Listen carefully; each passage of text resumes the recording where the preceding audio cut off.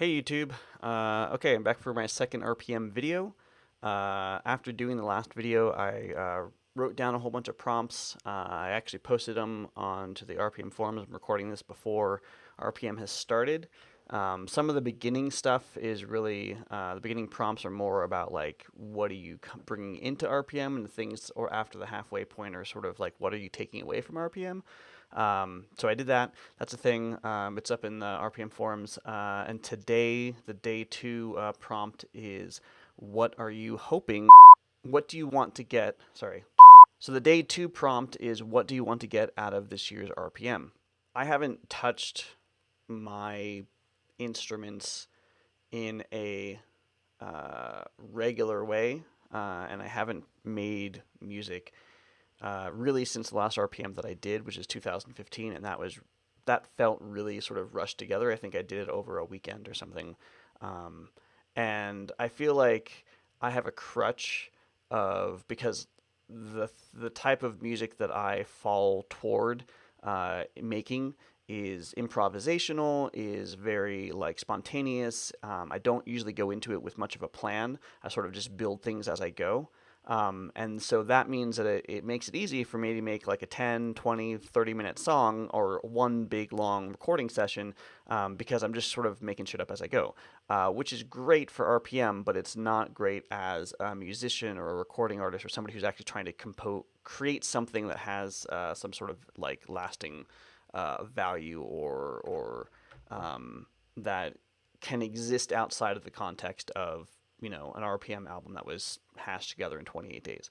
I do feel like I've done that in the past, like created something like a complete entity in 28 days. I want to try to get back to that, but also I really just want to try to get back into making music on a regular basis.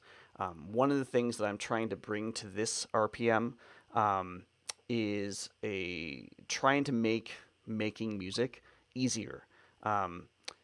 It can be overwhelming to open up a DAW and to like have all the things you need to do to prepare, including if as an electronic musician you have like your your drum patches, you have your instruments, you have some live instruments that you're mixing in as well, to loop all that stuff together to create something that's ultimately a whole thing, and then to do the mastering process. I mean, there's a lot of work. I mean, obviously there's a lot of work for everyone, but if you're a band and you can get together, you can record 3, 4, 5, 6 songs in one go, if you've practiced them, like after practicing them, but you could record a whole album in one sitting, whereas there's a lot of like preparation that needs to just go into creating electronic music, like what synth patch am I going to use for this thing, and what am I going to do for that thing, and like it goes beyond just playing music, and I want things to be more just like playing music. One thing that I discovered last year, I was actually at a company retreat. One of my colleagues had brought a Korg, like a miniature like synthesizer, modular synthesizer thing that like you could like piece things together with magnets.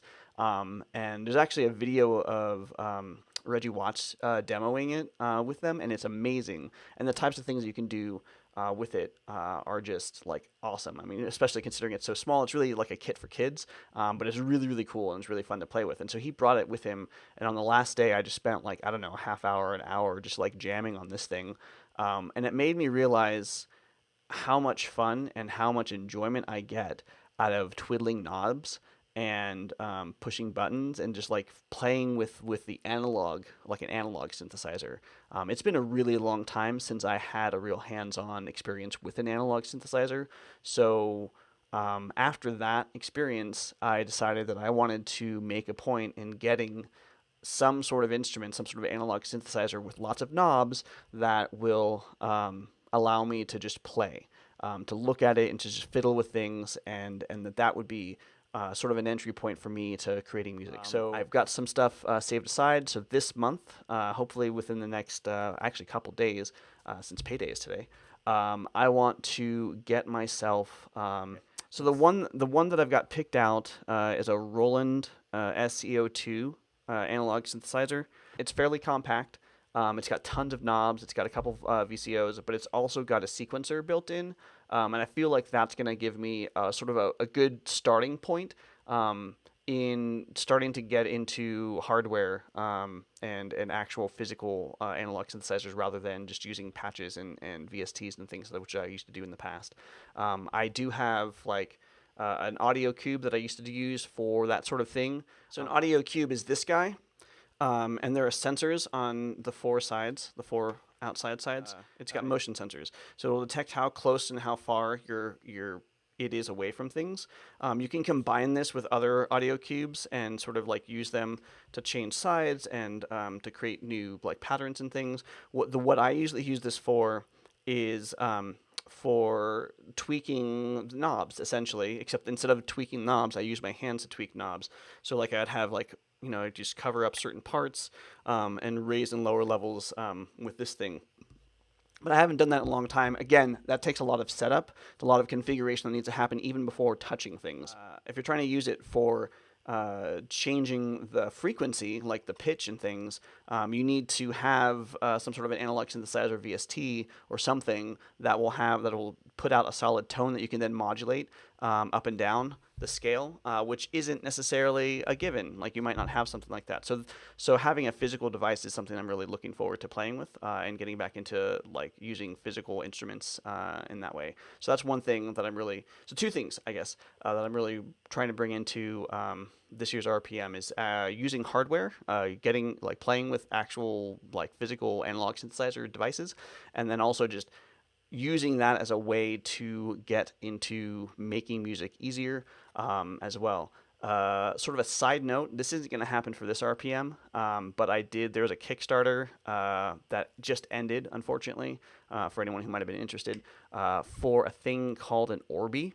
And that is just a sort of a physical, like a small little it looks almost like a Google Home kind of, because it's round and it's kind of like palm shaped, but it's got a bunch of buttons on it. And the idea is that you can put it on your desk, and then you can just pick it up and like start jamming on it. I mean, it also has various outputs, and it can connect via Bluetooth and also all that sort of stuff. So you can still use it as a regular instrument, but it's the idea is to make it simpler to make music, and that was something I was literally looking for. So I'll throw the Kickstarter link in the notes.